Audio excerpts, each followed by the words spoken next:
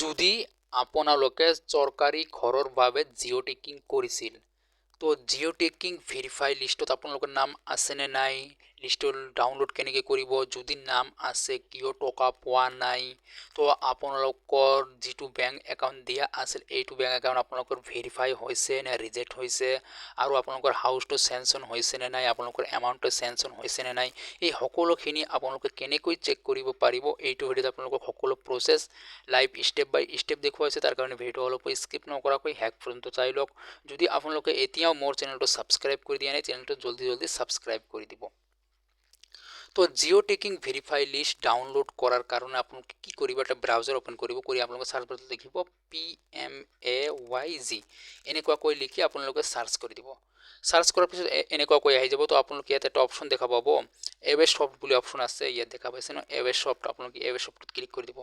Click কৰাৰ পিছত ইয়াত আপোনালোকৰ তিনিটা অপশ্যন ইয়াত কল খাব। এটা হ'ল আপোনালোকৰ ডাটা এণ্ট্ৰি, এটা ৰিপৰ্ট আৰু এটা FTA ট্ৰেকিং। তো আপোনালোকে এই ৰিপৰ্টত আপোনালোকে ক্লিক কৰি দিব। ৰিপৰ্টত ক্লিক কৰাৰ পিছত আপোনালোকৰ সন্মুখত এনেকুৱাকৈ আহি যাব। তো আপোনালোকে নিচে স্ক্ৰল কৰি দিব। ইয়াত আপোনালোকে যিটো আপোনালোকৰ এই চলা যিটো আপোনালোকৰ অপশ্যন আছে ছ'চিয়েল অডিট ৰিপৰ্টছ, ইয়াত আপোনালোকে দেখাব বেনিফিচিয়াৰী ডিটেইলছ ফৰ ভেৰিফিকেশ্যন। আপোনালোকে বেনিফিচিয়াৰী ডিটেইলছ ফৰ ভেৰিফিকেশ্যনত ক্লিক কৰি দিব। ক্লিক কৰাৰ পিছত আপোনালোকৰ চিলেকশ্যন ফিল্টাৰ আপোনালোকৰ অ'পেন হৈ আহিব। তো আপোনালোকে অল ষ্টেটত ক্লিক কৰি আপোনালোকে যিটো ষ্টেটৰ পৰা বিলং কৰি আছে এইটো ষ্টেট আপোনালোকে চুজ কৰি ল'ব।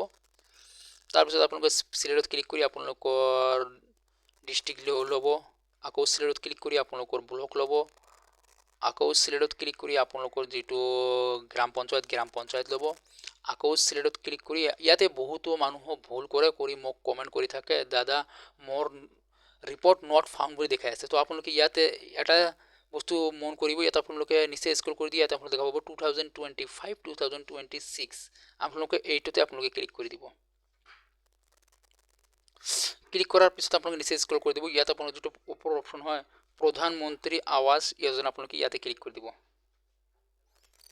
ক্লিক কৰাৰ পিছত ইয়াত আপোনালোকৰ কেপচা আহিব। মোৰ ইয়াত আহিছে 58-70। আপোনালোকৰ বেলেগ বেলেগ আহিব। আপোনালোকৰ যিটো কেপচা আহে আপোনালোকে এইটো এই বাকচত ভৰাই আপোনালোকে ছাবমিটত আপোনালোকে ক্লিক কৰি দিব।